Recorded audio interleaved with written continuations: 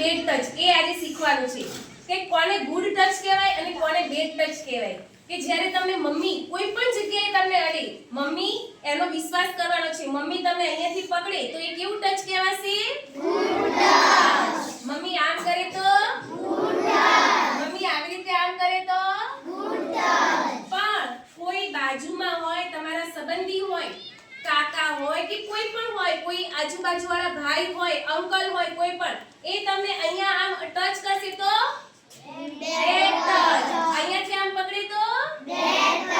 અહીંયાથી આમ પકડે તો બેડ ટચ પણ જો મમ્મી તમને અહીંયા પકડે તો એ ગુડ ટચ કહેવાશે મમ્મી તમને શું તકલીફ છે એ જાણવા માટે મમ્મી બધું જોશે કે હા શું થયું અને ક્યારે પણ તમે ક્યાંય પણ ગયા હોય કોઈ પણ તમને પૂછી કોઈ પણ વ્યક્તિ તમને અજાણી મળી હોય અને એ કે લે બીજે ચોકલેટ આપું તો કોઈની ચોકલેટ લેવાની નહીં અને મમ્મીને બધી જ વાત કરવાની કોઈ પણ વ્યક્તિ અજાણ્યું તમને મળ્યું હોય એમને તમને અહીંયા પકડ્યું શું કર્યું બધું જ ઘરે જઈને મમ્મીને કહો સ્કૂલમાં હોય તો જઈને તમે કોને કહેશો ટીચરને તરત જ ટીચરને જાણ કરો કે ટીચર આ વ્યક્તિ મને મળી હતી એને મને આમ કર્યું પણ જ્યાં ત્યાં દોડાદોડી કરવાની નહીં અને વાતો એકબીજાને કરો એના કરતાં પહેલું ટીચરને કહેવાનું અને ઘરે જાઓ એવું મમ્મીને કહેશો ચલો હવે તમને તમારી દાદી છે દાદી એને પકડશે તો એ ગુડ ટચ દાદી આમ કરે તો ગુડ ટચ દાદી અહીંયા પકડે તો ગુડ ટચ પણ